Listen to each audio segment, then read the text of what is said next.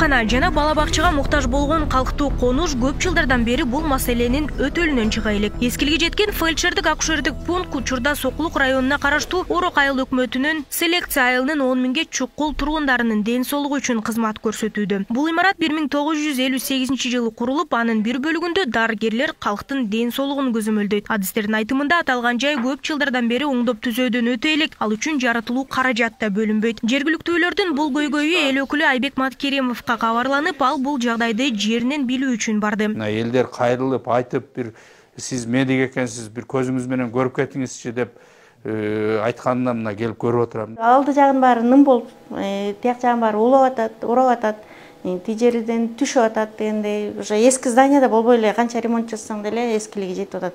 Болгон иш мен иштегенден баштап бир эле жолу ремонт жасалдык. Кырптырып берсе шыбатканбыз. Ана мындай контрамарка менен жашайбыз дегендей. Заманбап ФАП куруу маселеси мындан 4-5 жыл мурун көтөрүлүп, ал үчүн жергиликтүү бийлик тарабынан жер участогу бөлүнгөн. Бирок ал аймак буга чейин эле сатылып кеткени аныкталып, курулуш иши башталбай калган. Бул жагдай боюнча эл өкүлүнө маалымат берилди. Анда айтылгандай, учурда жер ээсин аныктоо же сот аркылуу маселени жолго коюу аракеттери көрүлүп жатыптыр. Госак Кызыл Ак бирөөгө өтүп кетиптир мурда эле. Ошо киши табылбай атат. Бирок ошону тапканга азыр мына аракет кылып атабыз да. Ошо кишини тапканга же сот аркылуу кайта эл өкмөткө алганга. Туура айтты жаңы эле депутат Жогорку Кеңеш. Биринчи жериңер такталууга дейт да. Жери такталып, анан чыр жок болсун деп атат.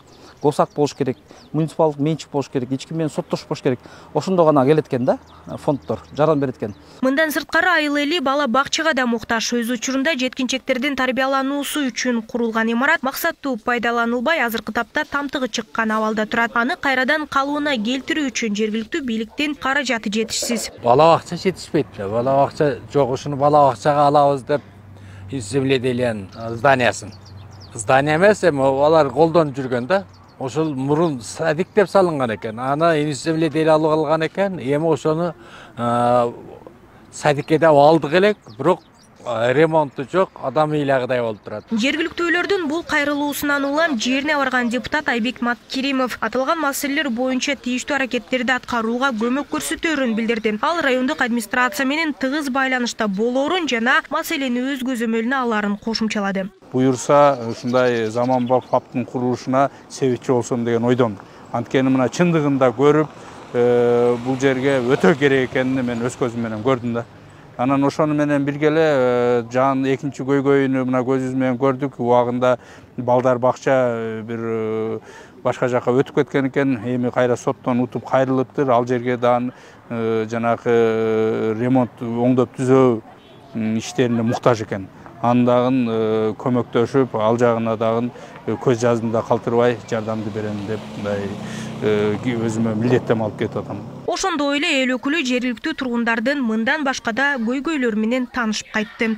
Нурзада Сыдыкова, Аскат Касымбеков, Регион, Бишкек.